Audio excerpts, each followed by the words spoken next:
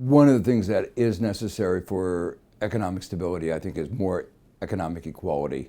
And unfortunately, over the last 25 years, inequality has been growing.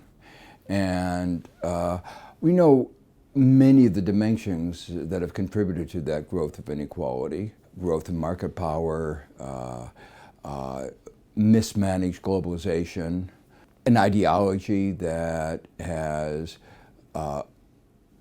believed that somehow if the economy grows, everybody grows, trickle-down economics. Not true. An ideology that served the interests of those at the very top, but not the rest of society. We now know that that ideology is wrong. We know that the policies based on neoliberalism haven't worked.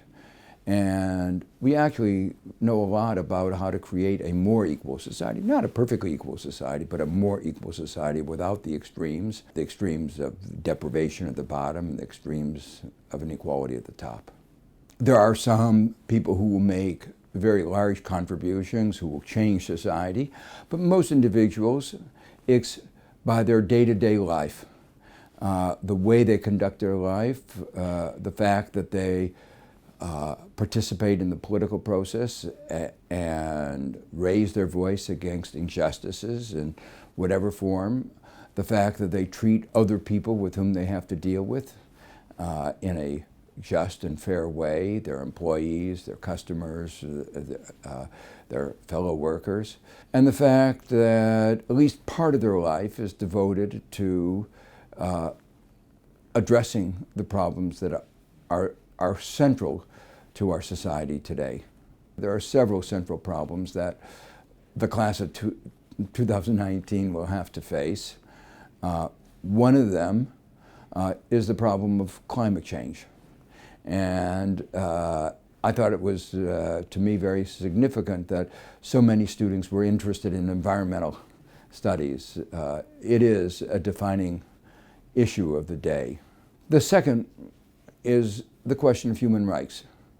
Right now we're seeing a resurgence of fascism, of those who would undermine our democratic institutions, that would undermine our basic institutions of our civilization.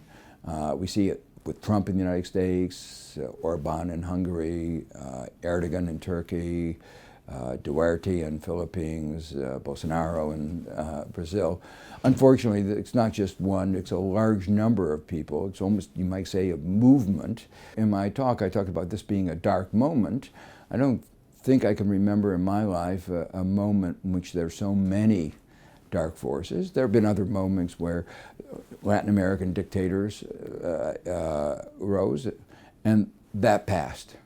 And that should give us courage in our conviction that this too will pass. But it won't pass on its own. It will take a lot of effort.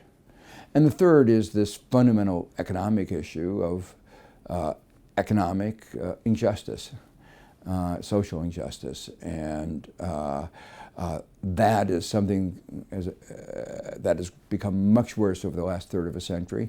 And that is going to be, in terms of economics and social issues, the defining issue of their generation.